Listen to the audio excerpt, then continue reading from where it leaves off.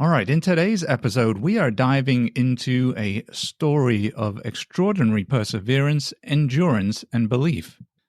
Imagine setting off from the dusty trails of El Paso, Texas, with nothing but the open road ahead and the steely determination to reach Texarkana over 830 miles away to the east, going for the fastest known time. This isn't a tale of an elite runner surrounded by a mobile support team of nutritionalists, trainers, and medics looking after their every need. This is the story of Ethan Kimes, U.S. Army cadet and member of the Corps of Cadets at Texas A&M University, who chose to embark on a solo, self-supported run across Texas, facing the unknown, the unpredictable, and the unimaginable, all on his own. Welcome again to the Choose to Endure podcast, the go-to show for back-of-the-pack ultra runners. Join us as we explore uplifting stories, interviews, gear, and training tips, all tailored towards the unsung heroes at the back end of the ultra universe. My name's Richard Gleave. I've been ultra running since 2017, finishing numerous ultra distances all the way up through 200 miles. I'm a qualified USCA running coach, and I'm unashamedly a founder member of the Back of the Pack, just like you. So with the vast expanse of Texas now firmly behind him, and a story that transcends every step of his remarkable journey, Ethan joins us to share his insights, struggles, moments of triumph, and anything else really that defined his Trans-Texas run, from preparation to execution and the personal revelations in between. Stick around, as we're about to uncover what it really takes to endure such an epic solo adventure. Discover raw, inspiring stories from runners who've been right where you are. This is the Choose to Endure Ultra Running Podcast with your host, he's English, not Australian, Richard Gleave. Ethan, welcome to the Choose to Endure show. First of all, congrats. I believe actually today you were officially ratified as having the self-supported Trans-Texas FKT, correct? Yes, sir. Today's the day. Brilliant. Well, I know you have a disclaimer to get us kicked off, so maybe we'll get the disclaimer out of the way, and then we'll start from the beginning. Yes, sir. So, like you said, I'm a U.S. Army cadet and a member of the Corps of Cadets. And before we begin, I want to say thank you, of course, for allowing me on and to come talk with you and to your listeners. But everything I say is my own opinion and doesn't reflect Texas A&M, the Corps of Cadets, the Department of the Army, or the Department of Defense. But again, thank you so much for allowing me on, sir. Absolutely. Well, it's actually my honor to have you on here. I mean, that is such an incredible feat that you achieved, and you got the FKT for it. And I want to get into the FKT thing at some point as well, because I was checking the website there and looking at all the posts that you put out there on the fastestknowntime.com website. And man, there is a ton of GPS data that you had to come up with to put out there. So I would love to get into how you kind of sorted that out at some point too. But first of all, let's get started from the beginning, shall we? You've done this amazing journey, but what on earth put this idea in your head? And then how did you turn it into a reality? Like, what was the thinking here? How did this even come up as an idea? Yes. So, we go back to high school, right? And I was a interesting student, in the sense of maybe I was getting into trouble, maybe I was not. And a mentor, or who now is a mentor of mine, Joseph Kelly, really grabbed me my freshman and sophomore years from going down a bad path. And he grabbed me, and metaphorically, of course, did not actually grab me. But we start talking, and, Lieutenant Colonel retired Kelly is a marathon runner. And he has run over, I want to say, 60 marathons now in 25 plus states. He's trying to get the one in 50 states. And then eventually he and I are going to go do the 7 marathons in each continent in 7 days. And well, so I'm a 17-year-old student at the time, and he tells me, he goes, I run these marathons, and I go, sir, I run 2 miles. I'm basically like you, 2 miles, 26 miles. It's more or less the same thing. And I go, well, there has to be more than a marathon, and because I was going to prove him wrong, right? Like, I can do more than you. So there is a run over in Texas, and it is about a 70 miler. It is slipping my head right now. It's Possum's Revenge, or Possum's Revenge. Oh, So yeah. I'm 17, maybe pushing 18 years old, and I sign up for the 70 miler. And again, I've done a 2 miler before and maybe a 5 miler, like a 5K or something. And so I get up to the 70 miler. I rent an Airbnb, the cheapest one that they had, which was an old crack house. And me and three other guys, we all sign up for the 70 miler. We get out there. We don't have a headlamp. We have like a water bottle, Richard, like a gas station water bottle. That's our water source. Wow. So we're out there and we're trying to run. I ended up only getting about 52 miles total, but towards the night, I was using a phone light from my iPhone to get light on the course. So that wasn't a good one, but I instantly fell in love with the sport, right?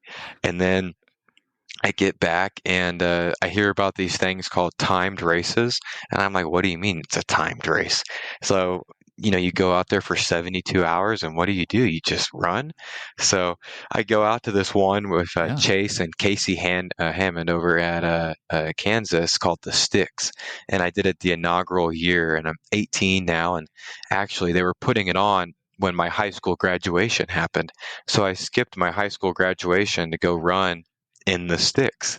And so I get there, and at the time I'm taking 18 hours of community college online because we were still in that weird COVID phase.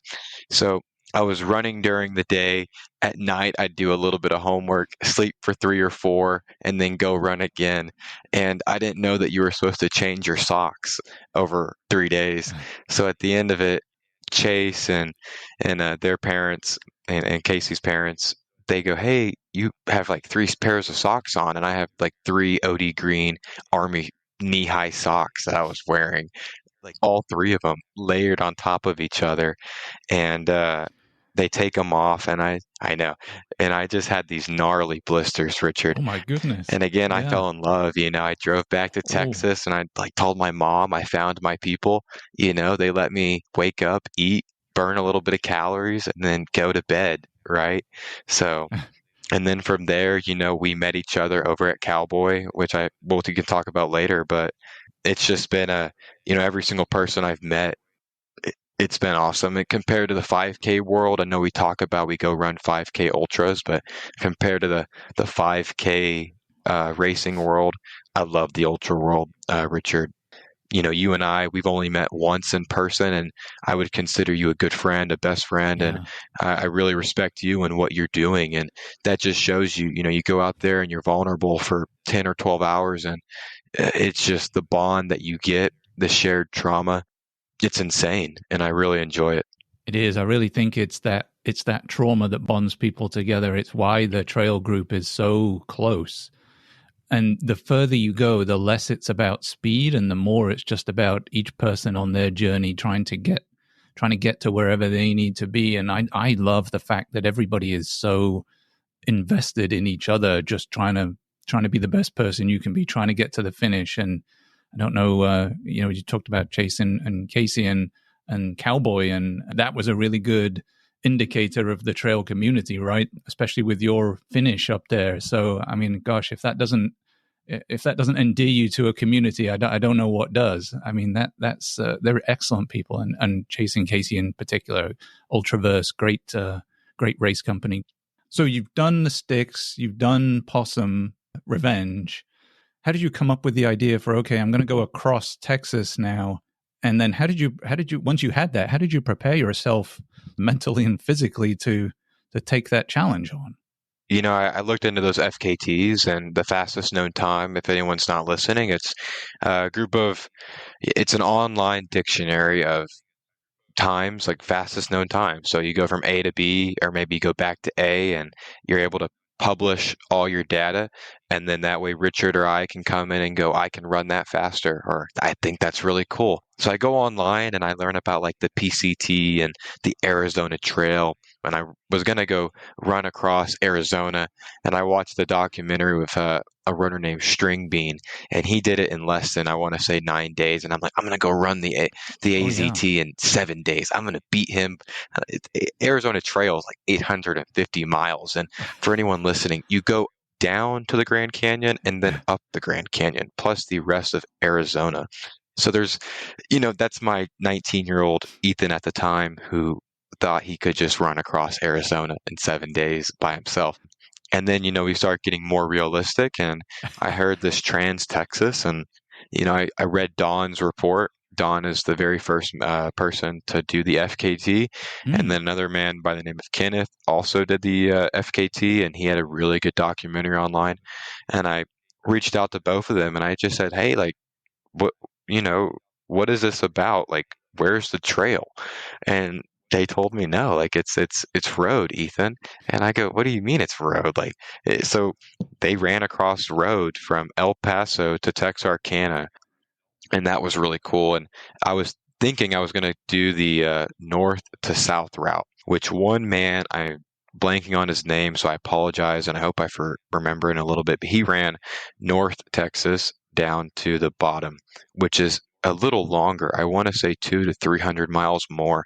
I think it's in like the 1,100 mile category. Again, roads and stuff like that. So to answer your question, now I found this Trans Texas run, and I said, I'm going to run it over winter break because I'm a college student. I'm an Army student, or Army cadet, and we have training over the summer. So I didn't want to go run across Texas and then damage myself potentially and not be able to do the training, or not be able to do it at all, because sometimes these training events take 30, 40, 70 days combined. So winter break was decided. This is, early November time. And I started thinking to myself, well, am I going to do it crewed, or am I going to do it, self-supported, unsupported? And I actually wanted to do it like Art Brody, who just set the unsupported Arizona Trail record. He first person to ever do it over there. And I was going to do it unsupported, but the first 175 miles, there's no water that you could get. You have to carry all your water for 175 miles, which, saying that out loud, when you and I, Richard, ran, the cowboy together, to basically think, like you're going a whole cowboy without water is insane. The whole of cowboy with no water. So that's, at least legally, you read the FKT rules, it has to be from streams. If we're looking at the self or the unsupported, and my mom and my dad, we spent almost a month just like scoping it out. And then if you go on my Instagram, a good friend of mine, Jada Hamilton, who's also an endurance athlete here at Texas A&M and also is in the Corps, a great triathlete, and we went over to Guadalupe Mountain to kind of scope out the first 50 to about 170 miles. So from mile 50 to about 175, Jada and I looked pretty much at every single mile, and there just wasn't any viable spots, Richard, that, I could get water. So we knew then that I was going to be about 150 to 175 miles without ever getting water. I decided to carry about 8 liters, pushing 10 liters of water, which, for anyone who's listening, 10 liters of water is a lot of weight. And that's just water. My ruck, and a ruck is a giant backpack that is issued through the military.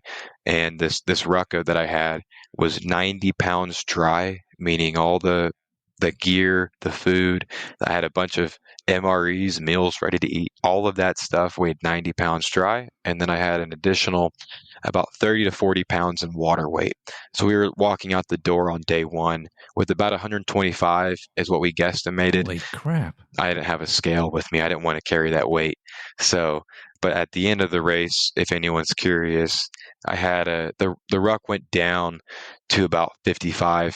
Mom brought a scale at the end, and the number one thing I did, you watch the video that I uploaded onto Instagram today, and I'm running in, and then I sat down, we take some photos, and I go, Mom, where's the scale? And I'm hungry as hell, I want a glass of water, but I wanted to see how much this ruck weighed, right? And we went down to 50 pounds from the starting of the race to the end. But I want to note to everyone, the last 2 weeks I had to carry a giant jackets.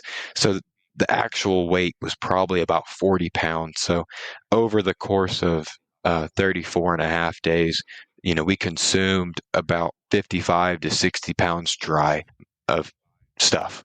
Good grief. That is insane.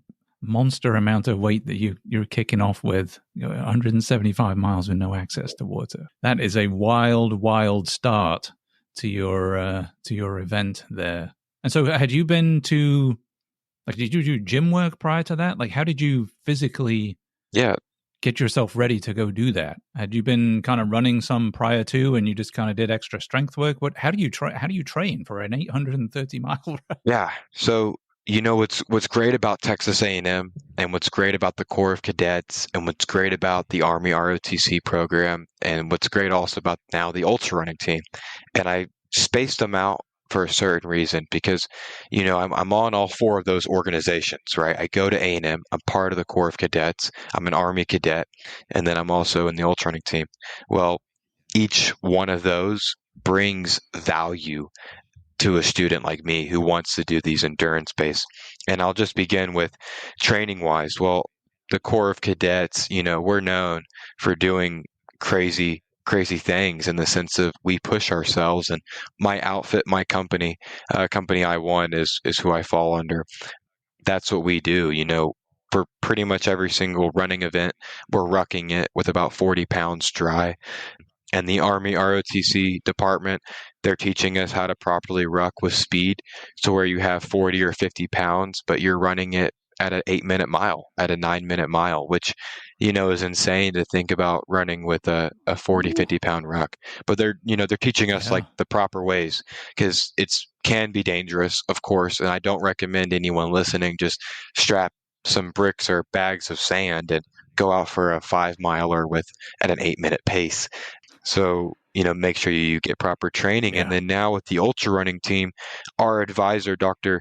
Lisa Cooper Coleman, is phenomenal. I don't even know how to begin in words. I hope everyone Googles her. She's an amazing triathlete. She's an amazing endurance coach. She is a coach as well. And I couldn't ask for anyone better for our team. And so using all these 4 resources, right? Because also the last one, Texas A&M, we're the largest university in the nation. We have 73,000 students, and that does not include faculty. It's very easy to find students. It's very easy to find faculty who, like you said, Richard, who want to help you train, right, for these crazy events. How do you even begin? You begin by reaching out. Oh, yeah. So, in the morning, typically, if you were to look at a day in the life of me, we have core PT and we have our physical training, and we have Army PT that begins about 5:45, 6 a.m. Most days 6. And I believe in getting extra PT in because, I go to classes, right? So answering your question, for me, my day begins around 03, and then I wake up, and I normally like to do rucking. I'm a slow runner, as you know. You probably could tell that at Cowboy. I'm not a 6-minute mile split for 100 miles coming in under 10 hours or something for the 100-miler. Not yet, at least. Maybe give me 10, 20 more years, but maybe. Yeah, maybe. Yeah. Maybe. So we'll see if we get there, right? So waking up, and I normally do my own PT through. I gotta be careful how I phrase it, but I do my own PT. No organization is holding me against it, and also the ultra running team does not conduct physical training that early, right? So Ethan's going out on his own and doing it, and then at 6 after that, so I normally will try to do maybe 8-mile ruck or even an 8-mile walk, because as you know, just getting miles on your feet to get blisters is good. So then we'll go conduct Army PT, and then that lasts till about 8 p.m. And then on Mondays, Wednesdays, and Fridays, I don't have any classes for the most part. I have a lab on Wednesday towards the end. So Mondays, Wednesdays, and Fridays, I normally try to go to the rec. We have 4 recs here on campus. and either I'm biking or we have an Olympic pool for all of our students. So I'm able to hop in the pool for a few hours. And I really want to work on completing an Ironman before we leave, or I leave college in about a year. So I'm trying to incorporate swimming now. But I mean, just answering your question, I think it's just putting miles on your feet. I'm sorry that's a long answer, but Yeah. Well, I think your situation kind of lends itself perfectly to doing something big like that, where the likes of myself and other listeners, where we've got a family, and you don't necessarily have that structure around you to enable you to do that. But you guys, and yourself in particular, it looks like you're in the perfect spot to do that, with all your required rucking and ability to tap into other students and coaches and all the resources you've got. So that's really cool. I love that. So you've set up, you've decided you're going to do this. And I'm sure you can tell from the reaction on all the social media stuff, we're just really excited to hear your story. Like, off you go, day one. How did this thing unfold for you? And was there ever a moment in there, particularly on day one, where you were like, yeah, I'm not sure, with your 100 and whatever pound pack, you're like, did I do the right thing here or what? How did the story unfold? Richard, it gets awesome. So we start off, right, and you can watch that video where a good friend of mine, Hunter, he kicks me off and he goes, hey, good luck. And he's, recording me at the beginning, and I start running. Well, about 10 miles in, I notice that ruck is starting to break. The stitching is coming out because the pack is so heavy. Again, we were at like 125 pounds.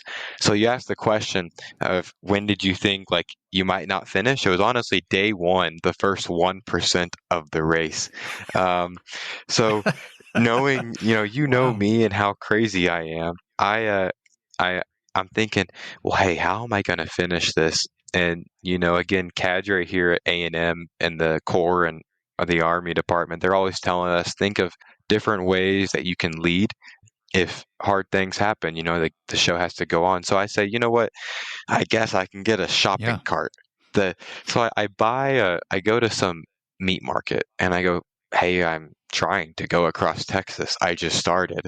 I'm not that prepared, apparently. Can I buy a shopping cart from you? And I spent about $50, I think, on an old, rusty 1980s. Get away. This is like Kmart style old big metal. The shopping cart itself was probably 20 pounds, 30 pounds. So I take off my ruck and I'm just pushing my shopping cart along the Texas road. This is about mile 10, mile 15. And then so I end day one at about 30 miles. Wow. And that's where I'm laying down at this volunteer firefighter station. Epic start. Yeah. And I'm laying down at this volunteer firefighter station thinking to myself, wow, like, what am I doing, Richard? Maybe this isn't a good idea, man. And then again, so I wake up the next day and I structured it to where day one and day two would be about less than 35 miles because day three was a 60 miler. It was from an old ghost town. You can look on the GPX data, or you could really just like go on Google Maps. There's nothing around. So this old ghost town that I thought there would be a burger stand there wasn't. It was closed that day. So day two is ending and we're about mile 70 now. And day three hits. Day three movement is a 60 miler. And I got to get from the ghost town up to Guadalupe Park. So that's a 60-mile movement. And again, that was pretty tough just because, the first 2 days were like 30 milers, but I was preparing for that. And also there was a really nice gentleman named Mr. Tony. If you look at my Facebook and Instagram, you see a photo of us with his company, KM Tires, I think. And he gave me a bunch of water and sweet tea, orange juice. And then even the last day, he gave me McDonald's breakfast. So that was awesome.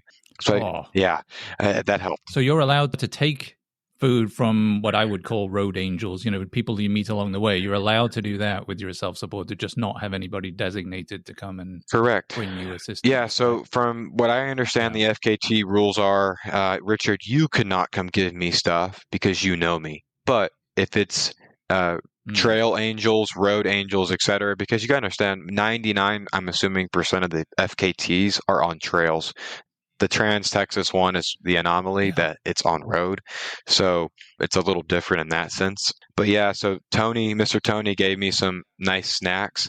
And that third day, I was moving pretty slow. I mean, it was a 60 miler and I woke up late. And I'm moving slow in the sense of I have a shopping cart that's 140 pounds and I'm also pushing it up the tallest mountain in Texas, right? So oh my gosh. I get into the parking lot, and what's funny is Jada and I went to that parking lot and we hiked up the peak. And I parked my shopping cart and slept in the same spot that we parked a month or two before. And I texted her and said, "Hey, not in my truck this time, but I'm still sleeping here." So I woke up the next day because now we're at about mile 110, 120-ish. And the fourth day movement is about a 50 miler. And that's to the town of Orla. I might be pronouncing that wrong. It's Orla, if anyone's curious. All that is in that town is like man camps and for like oil workers. There's no hotels. And I reached out and tried to explain the situation and asked for a hotel. And that wasn't an option for a day. I believe the minimum was like a 1 week to 2 week commitment. So I left Guadalupe Peak a little late because I got in really late. I didn't get in until about 2:30, 3 a.m. And I get to the town of Orla the next day, 24 hours later. And that's only 50 miles. So that just shows you I'm averaging like a 25-minute mile. I took a bunch of trail naps. I hate the night, Richard. I hate going through the night by myself. And I think a lot of ultra runners, we get that 2 to 4 a.m. Yeah, that 2 to 4 a.m. like ultra running brain is what I call it, when you start talking to yourself and you start looking out and you see like the cow eyes and you're like, is that a cow? Is that a demon? Like, what is that? So that really slowed me down. Yeah. That really slowed me down. But Richard, I got into the town of Aurora around 7, 8 a.m. and there was a gas station there that had like convenience food. And they even had scrambled eggs, biscuits, and bacon. Oh. And I show up like I just crash landed from Mars. And I go, "Just give me whatever you want." And I had this giant plate of nastiness, just biscuits and gravy and bacon and stuff, because I'm 175 miles in at that, give or take, right? 160, 170. I don't know the exact numbers off the top of my head, and I'm just chowing down on this food. And then I sat there for about an hour and a half. I charged my phones, got everything as juiced up as I could, and then I moved to the town of Pecos, which was about 40 miles away, and I got there around 1 or 2 in the morning, and then I stayed at Pecos for about 2 days. I took a day off because my pinky toes were starting to turn blue, and I wanted to make sure everything was okay with them. Everything's fine with my pinky toes. For everyone listening, nothing's wrong.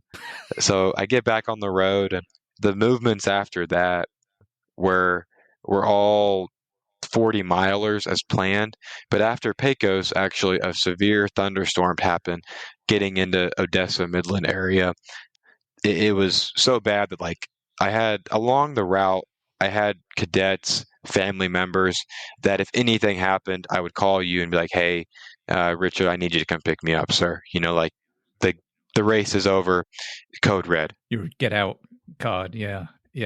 Pretty much, right? And one of them, his name is Cole Dinger, reached out and said, "Hey, there's a severe hailstorm coming in and you're about to get hit.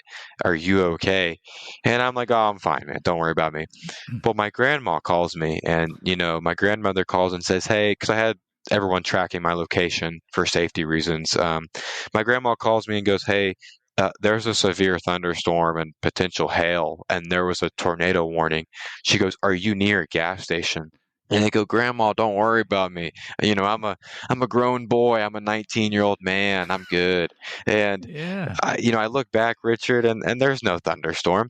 Well, I sit down and I found a dog. I forgot to say that this day I found this beautiful dog, and there's a photo of it. It's like a white lab, I believe, or white type of dog. And this dog and I are sitting together eating MRE chicken meals. And I look back and I go, that's a very dark thundercloud. And then all of a sudden it starts raining. Well, I'm pushing again this shopping cart on the frontage road of I-20, which is not that good. It's not meant for everyone listening. I don't recommend you buy a shopping cart and go push it on the frontage road of I-20. The engineers did not design it for us. So I pack up my ruck and I put it together, and this dog and I start basically booking it to the nearest gas station, which is like 4 miles away. And I run into this gas station, and the dog runs to like this garbage can, and we parted ways then. And I stayed at that gas station overnight, which is good because it got pretty dark pretty quick. And then the second I walked into the gas station, Richard, it turned from dark to pitch dark. And this was the middle of the day. And then the gas station was shaking. It was that bad. So after that, I picked up, moved the rest of the miles. And then again, I took a few rest days here and there just to like recoup on calories and then rehydrate, because I was pretty much drinking Gatorade and Gator Light. I don't like Pedialyte. I don't like electrolyte. There's a lactose in it, and milk kind of hurts my stomach. All right. I think I'm lactose intolerant. I'm not entirely sure. I've never been diagnosed by a doctor. So the electrolyte stuff is not like chasing Casey's Proxima C. It's not like Tailwind or anything. So No. my electrolytes were not that good. And coconut water was not cutting it. So, you're taking breaks every day, kind of like trying to get your body recovered a little bit. But yeah, averaging about 40 to 50 miles a day. Towards the end of the race, when I was over in like the Dallas-Fort Worth area, my averages went down to about 20 or 30 a day. Because you got to understand, after Pecos, mid-Pecos, Odessa area, I'm now rucking again. So about 500 miles was ruck.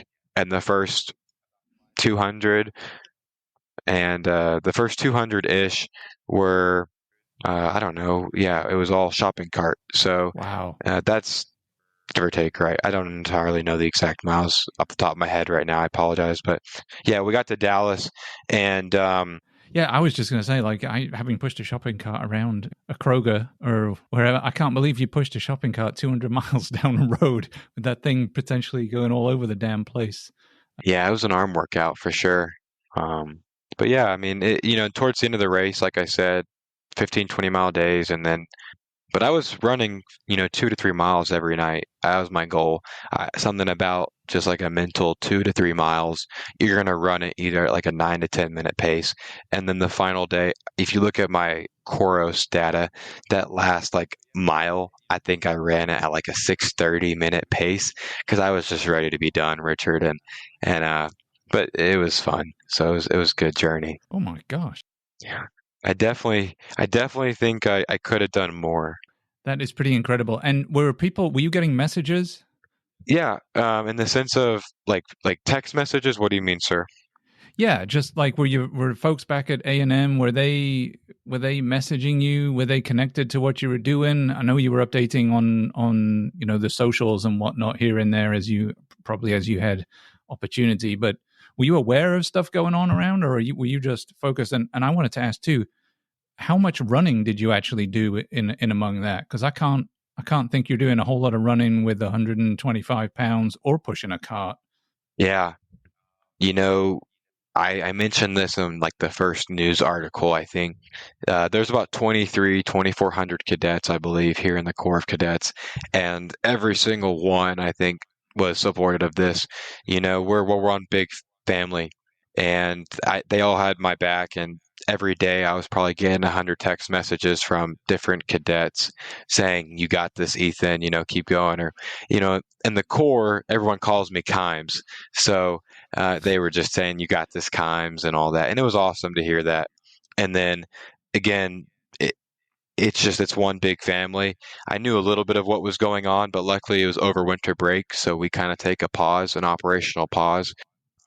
And then towards the end of the race, like I mentioned before the podcast, there was a winter storm that happened, and I had to take a break from that. So I had to email my professors, almost going back to the sticks, doing homework during a race, which I think is just a great thing. Like, you go out there to relax and get self clarity, and somehow homework always finds its way in, Richard, which I think is funny. Telling you. Um, Yeah. but yeah, but then answering your question about the running, like I said, I think every night I'd go for about 2 or 3 miles of running was my goal, just either with the shopping cart. And what was awesome was in the Guadalupe Mountain area, there's a lot of downhill. So I would kind of ride the shopping cart like a sled and just jam out at like 10 miles per hour, which is not that fast. But for me, it's a 6 minute mile. And I'm like, man, I'm going at a 6 minute mile right now, riding this shopping cart. Yeah, yeah.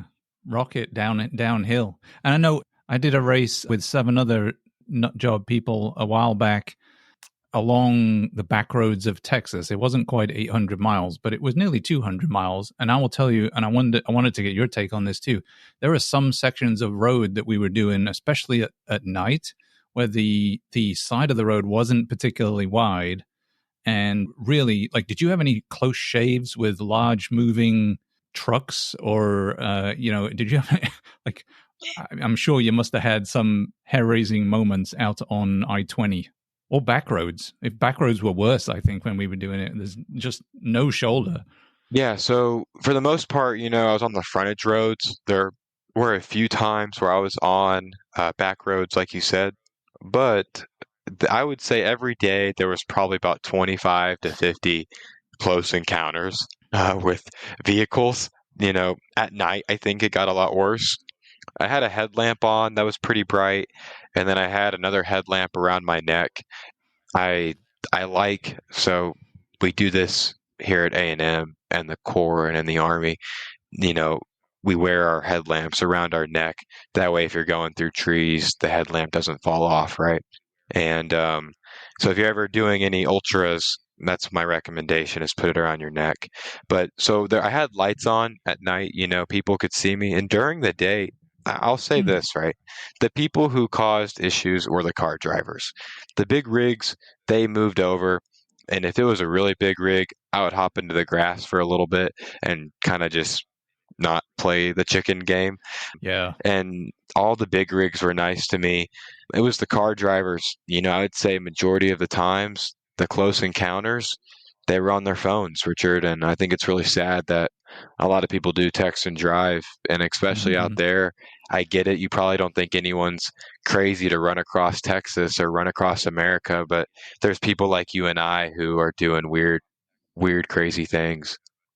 Yeah, that was the experience. Just chatting with the other 7 folks that were doing the race, the Tour de Tejas that we did a couple of years back. That was a pretty similar experience. It was always the people who were on their phones that were the biggest challenge. It wasn't necessarily the truck drivers necessarily, but I mean, they're big and a little scary. But yeah, it's the phone people, especially at night when they're not expecting you to be on some back road or somebody around a blind bend or over a blind hill. And then the rumble strips were something that will live with me long. The noise of the rumble strip, those the notch stuff on the side of the road or in the middle of the road where it kind of it's like a bee. Yes, sir. And I'm just like, man, that stuff is in my head. Dang rumble strip the whole time. So I can't imagine doing 800 miles of it. We had enough with 200 miles. So this is what, for anyone who's listening, Richard, who's done like 100-miler or 200-miler, there's that point at night and even during the day where I think everyone like zones out. You're able to just one foot in front of the other. And especially like at Cowboy, it's pretty hard to get lost there. Yeah. If you get lost, I mean, damn, like, good job. We got to talk about maybe ultra running's not the sport for you. So, you and I, Richard, were probably able to just run together and zone out. Well, when you did your Tour de Tejas and I did this, it's hard to zone out because you worry about, is a car going to hit me? Yeah. So I think there was a lot more mental engagement and mental stimulus because of that. Well, let's talk about that for a minute. So were there, how did you manage the psychological aspects of just running by yourself for such a long distance and a long time? Were there particular techniques that you were using to sort of keep yourself dialed in? How did you kind of keep your mental game strong? So, I really like the podcast aspect and approach. I tried not to listen to music for a while. I was trying to get my inner David Goggins out Yeah. and no music, stay hard. But that eventually, it failed because I told my dad this. I think at like around day 20, I go, Dad, this might sound privileged because I'm in a first world nation, but I don't want to listen to podcasts anymore. And I don't want to listen to music. Music and podcasts, I don't like them anymore. And, I am fortunate enough to say that, right? I want everyone to be clear, or I want everyone to understand that I think it's awesome to say that I don't want to listen to podcasts because, yeah, I mean, the first few days I was listening to podcasts and you learn a lot, you take a lot of notes.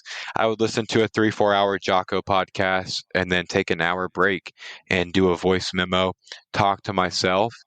And I have these, voice memos that are for me and maybe a book soon in the near future that are going to be able to I'm able to look back, think about leadership techniques, and then keep moving forward in that sense. But I really I told my dad this because we'd call almost every night, and my dad would say, "Well, Ethan, you don't seem happy."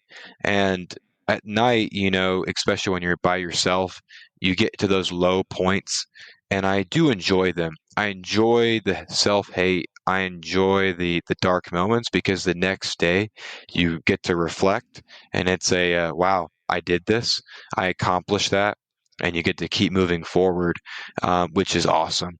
And just knowing, I remember getting to about mile 680, and they had a map of Texas, and I sat there, Richard, for an hour. I probably shouldn't have sat there, but I just kept looking at where I was and where I came from, and it was insane to me to say, "Wow, I've gone 700 miles," right? Yeah. And you look at your Google Maps, and it's like, "All right, well, I moved from that city to this city." Yeah. 30 miles isn't that much, which is insane to say that you and I think that 30 miles is not that much, but and then you sit back and you look and you go, "Wow, like I'm in I'm in Greenville. I'm in Texarkana," and it was just insane, Richard, to have like those like mental explosions of I'm in Dallas, Texas right now.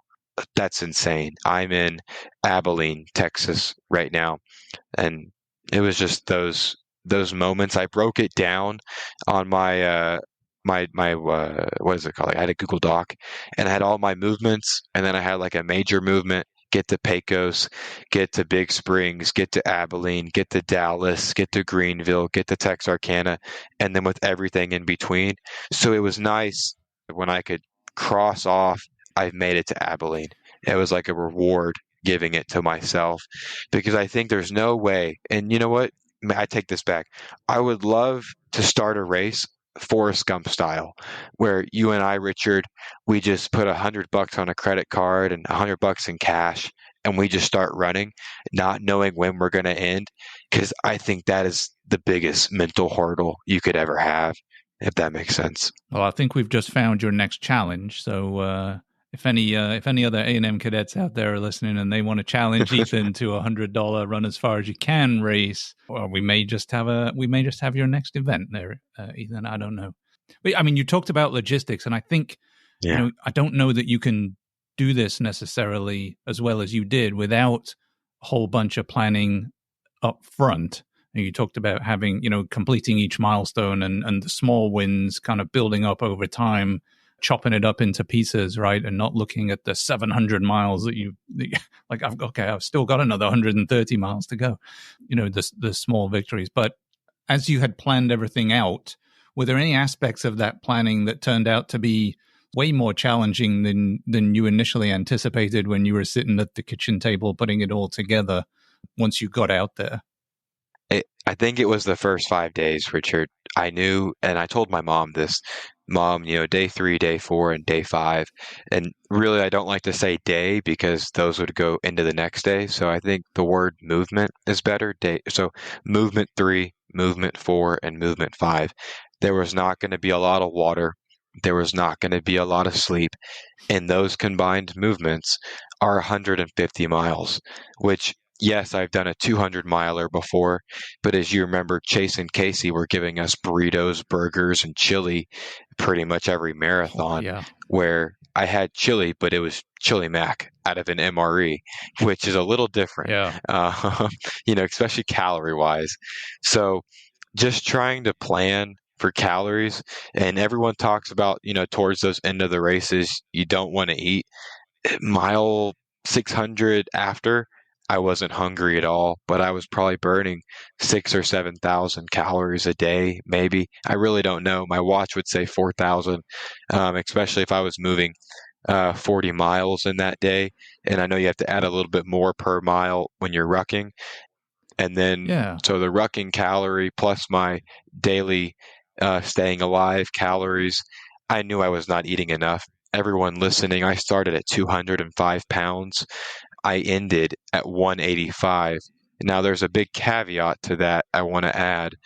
I had a 5-day break where I ate a pizza every day during that winter storm. And I was 180 before the before the winter storm. So I really question, if the winter storm never happened, how much more weight would I have lost? And again, this was all like muscle weight, right? Because I remember looking in I'm not that big of a lifter and I don't have that big of a chest, but I remember looking into the mirror one night and I called my mom and I go, Mom, I have my man pecs are gone.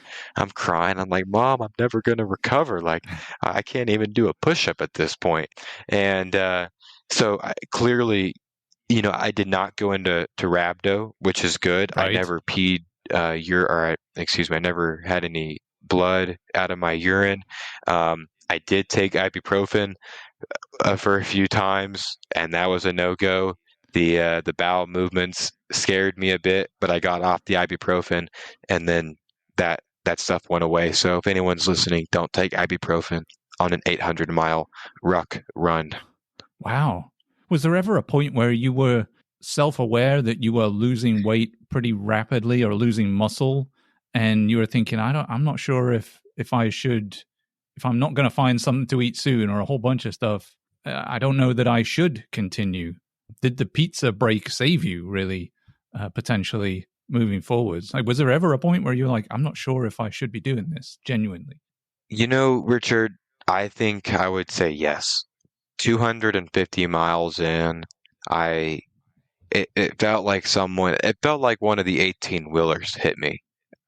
I remember talking to my dad and I go, Dad, I'm struggling to get a 15-minute mile.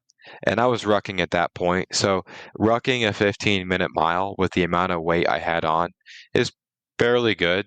It would be an exercise, I think, for most at 90, 80 pounds. And I'm struggling to keep a 15-minute mile. And it's just, I kept reminding myself, like, Ethan, you're burning 7,000 to 8,000 calories. You're not getting enough electrolytes. But it was just trying to get as much food in as possible to continue the race. And then, I believe in the philosophy of, if you feel tired, take a day off. Like, this is your race, and it was my FKT. No one's done it before. So 33 days versus 34 and a half days, I was still able to get the record as long as I finished. And I figured I would hate to be 100 miles away and then burn out.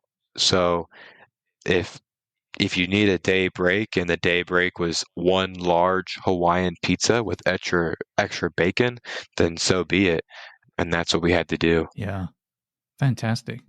Thinking on your total journey, if you could go back to the beginning and talk to yourself before you set off, would there be any kind of advice now, knowing now what you learned across 800 miles about doing the run and yourself?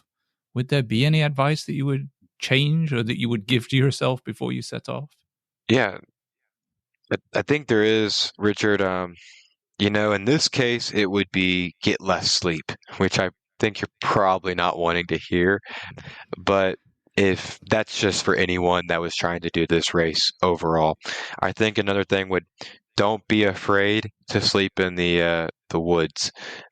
There were times where certain situations I didn't feel safe. I wanted to sleep in a hotel that night, and maybe I should have slept outside, which is okay to do if it was safe enough. But then mentally speaking, I think I'd go back and tell myself it's not that far. I mean, yes, 800 miles is far, but it's also I really hate when people do it, but I guess I'm starting to do it now when we rationalize big numbers, big long mile numbers. But Mm. now that I've completed an 800 miler, if we want to talk of it like that, I think just telling yourself like, hey man, it's just an 800 miler. Soon you're going to run across North America. So 800 miles is not that much. Wow, that's insane. Yeah. And you touched on now you didn't feel safe outside. Was that from when you were trying to sleep there? Was that sort of animal, wildlife kind of, not fear, but just you were wary of, I don't know, coyotes or whatever is out there? Did you have much interaction with wildlife aside from the dog that followed you to the pizza shop? Yeah, the number one thing that I would say along the trip, Richard, that animal-wise were owners' dogs, especially out in those small Texas towns. They don't do leashes around a tree. The dogs get to roam free. So that was an issue. But, there was a time when I was probably 40 miles away from the finish. So I was 10 miles away from where I wanted to sleep. And I was going to sleep in a post office the last night. Yeah. And I'm on the side of the road taking a leak, and all of a sudden I hear a coyote. And I go, oh, that's cute. Just one little coyote, no big deal. And then instantly, like a whole pack of coyotes came out of nowhere. And I called my mom. I wanted someone on my phone to talk. I have the sticks, screaming, go away, coyotes, just trying to make noise. And my mom goes, man, those coyotes sound very close. You should get away. And again, like I'm 40 miles away from an 831-mile finish. So two things are going in my mind right now. There's no way in hell, Richard, I'm going to outrun coyotes with these legs, right? A 10-minute mile felt like I was doing a 4-minute mile. And then I also thought to myself, man, this would be a really bad way to die. Can you just imagine, like Richard on the podcast? Hey, everyone, I'm sorry to say, Ethan didn't finish his FKT. He was 30 miles away, but those coyotes got to him. And that would just really have sucked. Yeah. But beyond that, Richard, but beyond that, Richard, there was no animal encounters. It was mainly people encounters. I didn't carry a gun with me. All I had was a knife, and maybe I should have had pepper spray or like a bear spray. But my rationale is if 5 guys come on me, I'm not John Wick. Yeah. There's no way I'm taking them all out. And especially not 400 miles into a race where I've lost 15 pounds. I haven't had any good electrolyte mix, or not enough electrolytes, as I should say. And I haven't had enough food. I mean, I would go to Dairy Queen and eat the Triple Buster, which is 3 1/4 pound burgers like stacked together, and I was still hungry. So that just shows you, like, there was no way that I was going to fight someone in that situation and win, at least. So there would just be nights where I'd go to a hotel because it felt safe. Well, I hear that too, and that's kind of what many of us doing the tour did as well. And I ask about the wildlife because dogs are specifically what happened to us and me. I was kind of at the front of the pack on day one. But yeah, same exact thing. It was really loud. Dogs everywhere on the first day. And most of them were fine and harmless because they were behind fences. But there was one kind of little farm on a road, and they had their gate open. 3 Dobermans charging out of the gate. And I think I wrote in my race review that was the fastest mile I ran in that whole 200 race, was on day one at about, 30, 35 miles. And I booked it. Those things were like yelling at me, nipping at me. I've never been as scared. And we had a text group going on at the time. So all the participants had a text group just for safety. And so I was texting the rest of the crew like, holy crap, watch out when you get to this one because there's 3 Dobermans loose on the thing, and they were charging everyone when they came out. So I know that was a challenge. So I just wondered if you'd kind of come across the same thing, and it sounds like it's pretty similar, actually. Yes, sir. Yes, sir. So for other back of the pack runners out there who might be inspired by your journey, would you have any advice to give those folks about prepping and kind of going out there and completing a long distance challenge? Maybe not 830 miles, but any particularly long distance. What have you learned that you could share with the rest of the group? Get some knowledge and experience out there for you. I mean, definitely it's a you got this type mentality, which might be cliche, but it's very, I'm not saying, I want to phrase this. I'm not saying what I did was easy because there was a challenge, but I honestly think anyone can go do what I did. The route might need to be modified a bit, and you have to be very careful the first 5 or 6 movements if you were to follow my movements. But honestly, Richard, it's just get out, go do it, prepare, of course. If you never rucked before, I wouldn't recommend you go get a backpack and put 100 pounds in it and go. But it's just, go do it is really my advice. Excellent. And do you have any other, you talked about maybe going across America. I don't know. How has this impacted your other ultra running goals or adventures that you might want to get into down the line? Has this really piqued your interest in going further, or has this really said, you know what, that was good, but I'm going to go, maybe I want to go shorter and faster, or I want to try something different? Like, where do you go after doing 830 miles across Texas? What the heck do you do next? Yeah, there's a few so I want everyone to picture like a triangle. The top of the triangle, there's like 3 or 4 boxes. And the top of the triangle is all of my 20 or 30-year goals. The middle is the 10-year goals. The third level is the 5 to 1-year goals. There's a bunch of 1 to 5-year goals that I'd like to do to eventually feel confident in doing the mid-level, and then eventually feel confident in doing the top-level stuff. And of course, the goal of this make-believe triangle is the stuff on level 1 is trickling down, and you're always trying to come up with something harder and more challenging, if you will. So for me, the top 2 is I'd love to run across North America. I want to go from like the Alaska to Key West, Florida. But, I say that there's a bunch of steps I need to do in order to achieve that. Maybe do America first, the 48 states. I would love to start getting into winter ultras. I want to go run some 50-mile and 100-mile races in snow, not cowboy winter, but like actual snow. Yeah. And I really want to do the 6633, which is about a 400-mile race over in Canada, and then the Iditarod Trail. The invitational one, like the main event, which is like the 1,000-miler. I'd love to eventually get there and be able to race. And at the same time, I want to be able to go to a desert environment and do 100-milers there. My mentor, like I was telling at the beginning of this podcast, is also an Ironman. So he does Ironmans, and he's really sparked my interest in trying to complete one of those. But I already told him, I'll do an Ironman, but then I'm going to have to do an ultra triathlon. So I've been really doing a lot of research and reaching out to ultra triathletes who are doing 2 or 3 or 10x Ironmans. And I think it would be great to do a Deca Ironman. A man over in Vermont, Mr. Andy, he's done a Deca, and he's a cool guy and a good mentor. And I would love to do one with him. Wow.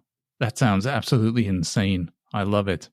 And there's also, I don't know if you're interested in travel, but there is a fantastic race, really, really brutal winter race over in the UK called the Winter Spine. So if you go look up Winter Spine race, 268 miles, but it's through the dead of winter in the UK across all the mountainous terrain right up the spine of England. It's brutal. So if you're looking for something on the winter side, take a look at that one for sure.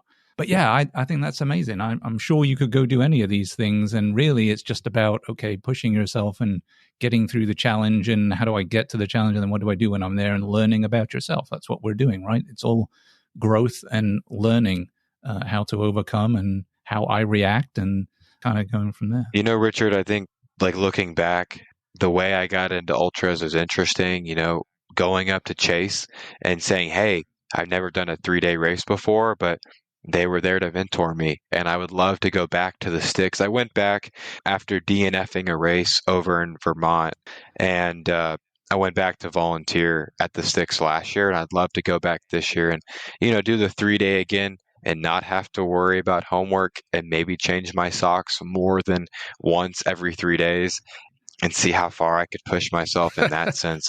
I just love the idea that you can do something once, and again, you go there and you get 80 miles the first time, or you DNF. The race over in Vermont was a 500 miler, and I only got 200 miles. So I'd love to go back to Andy and try to knock out 350 or 400 miles on his course and go from there. Yeah, that's incredible. I love it. And while you're doing that, and by the way, definitely take extra pairs of socks. Job one, pack socks, because you're going to need those, right? But maybe while you're going back to the sticks, maybe you can get some of your ultra running team members to go as well. Maybe you all can show up as the ultra running team, because now are you captain of the ultra running team at Texas A&M? And maybe you could tell us a little bit about that, like why you chose to set that up and what kind of adventures or racing that you guys are going to get into. Yeah, so we are a new team, a new organization here at Texas A&M. This is our first semester on the books officially, student organization recognized by Texas A&M University. The goal of the team is to promote a safe environment of learning about the sport of ultra running and these ultra endurance events. So our goal is to get the team members informed, and we find a race to go. Sometimes we plan, or we hope to plan, to go as a team. We have not done a race yet together as a team. There's paperwork involved. What we have done is there's been 2 races. One that or I've been to both.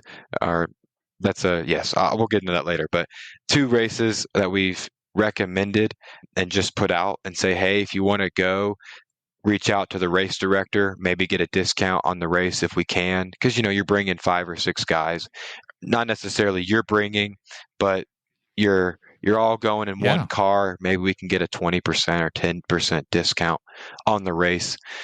But eventually, no, I'd love to take the team to a race together with T-shirts and, I guess, running gear, if you wanted to call it that. But we have not gotten there yet. Okay, that's very cool, man. I love the idea. I love the concept of setting up an ultra running team at A&M. Do you know, are there any other ultra running groups, teams at other universities around that you might be able to compete with or join forces with? So, to my knowledge, there is not. And anyone listening to this podcast, if I'm wrong, reach out to Richard, and I want to talk to you, and I want to run with you, right? Like this, that we shouldn't be the first one. Now, there are trail teams across the nation. There are trail running clubs and trail running teams at universities. But to my knowledge, we are the first collegiate level ultra running team in the nation. And again, please prove me wrong. I want to come run with you. And like I said, our goal is just to provide a safe environment, because last year I was a freshman at Texas A&M, and I went with Richard. I drove up to Nebraska from Texas by myself, had no clue what I was doing. I was like, oh, I'm just going to go run a marathon in between 8 stations, and I'll eat a burger and keep going. And I think, that is a route to learn about the sport. It's probably not the most recommended route that we do. So if I can help students here learn about ultras, and I can put them in contact, because we have guys on our team who are only interested in running 50Ks, who are only interested in running 6-hour events. And then you have me, who's an old man, basically, and I want to do these long stretches where I can be the back of the pack, or I can be the middle of the pack and still finish. And I don't have to worry about, I got to run a 10-minute split for the next 30 miles or I'm not going to make the cutoff. Yeah. So, but we do have about 3 members on our team who are doing that. I love that, though. And that's part of what I think the appeal is of ultra running, and to some degree trail running too. It just the amount of different options that you've got to suit every personality. You've got the people that want to go out there and charge through a 50K, and then you've got the folks like you and I, we're kind of more towards the back, but we want to go longer. And you could run the same race 2 or 3 times. You could go out to the sticks and run it three years in a row and have a completely different race every time. You can just go back to the same one and it's different. So I just love the diversity. You know, you talk about the timed races versus the distance races versus the backyard stuff where you're competing, be last man standing. I just think the variety of racing and the different experience you can get every time you do it suits loads of different people. So I think everyone has a place, which is something I love. Sir, I agree. So one of the things we do, Ethan, every episode is, you may know, we do encourage guests to choose a song to add to the free Spotify Choose to Endure playlist. Something to lift you up, motivate, get you going while you're out on the trail. So Ethan, what song did you have on rotation for those days where you were listening to music out there that got you through? What song did you pick, and why did that song resonate with you? So there was a few, I was listening to like electronic type music, listening to country, but then the hip hop got me through, I think, a majority of it. And I put down Public Enemy #1, Don't Believe the Hype. Oh, I don't know what it is. My mom always used to play the different old 80, I say old, the different old school type musics around the house. Dude, we had like an old record yeah. player. I know, I'm not trying to be rude, sir, but for me it's old. But then again, maybe I'm going to come back in 30 years and we're going to have some young kid on this and I'm going to go, what do you mean old? 2025 was just right around the corner. So, but again, I just just listening to the songs are awesome. I mean, they're a good band, man. They're a good group. Pretty hardcore back in the day. I can see how that would get you pumped while you're out on the road. In this case, great group back in the day, shall we say? I don't know that much about them. I want to make everyone clear, but yeah, I just like their music. They do rock. I like it. Well, yeah, sadly, that's going to do it for another episode. I definitely want to thank and congratulate Ethan again, new FKT holder, for his time and insights. What I really love about Ethan's story is that it's really a testament to the fact that the heart of an ultra runner beats within all of us. Regardless of your pace or position, his journey is a powerful reminder that endurance isn't just about how fast you run, but it's also about having the courage to pick a big goal, whatever that means for you, to get to and cross the starting line and find the strength to keep going and the resilience to endure no matter what challenges you are inevitably going to face along the way. So whether you are somebody who's lacing up your trail shoes for an ultra for the very first time, or maybe you're a seasoned ultra runner and you're just trying to take on a new or different challenge, I think Ethan's experience offers us valuable insights and inspiration and really proof that the most extraordinary achievements can often come from the most ordinary of beginnings. Don't forget to subscribe to the show, get notified each time a new episode comes out, and of course, follow, share, and review. Doing any of those things really does help with the algorithm, and that in turn helps get the word out, helps others find the show so that we can share our knowledge and share the information and really build this community. You can find us on Instagram and Facebook over at choosetoendure.com, and now also over on YouTube if you fancy that. So be sure to head over to any of those and check us out, say hello, drop us a message, a topic, or a feedback if you have a moment. We definitely love getting those interactions. And go look up Ethan and go look at all his social stuff, because there's some wonderful videos out there that he is posting of his experiences. So until next time, run long, although maybe not 830 miles long, run strong, and whatever life throws at you, keep choosing to endure. Thanks for running with us at the Choose to Endure podcast. We hope you enjoyed the show. We had a blast. If you did, make sure to like, rate, and review. And we'll be back soon. keep racking up the miles and the stories, and we'll catch you at the next trailhead. Until then, remember to run long, run strong.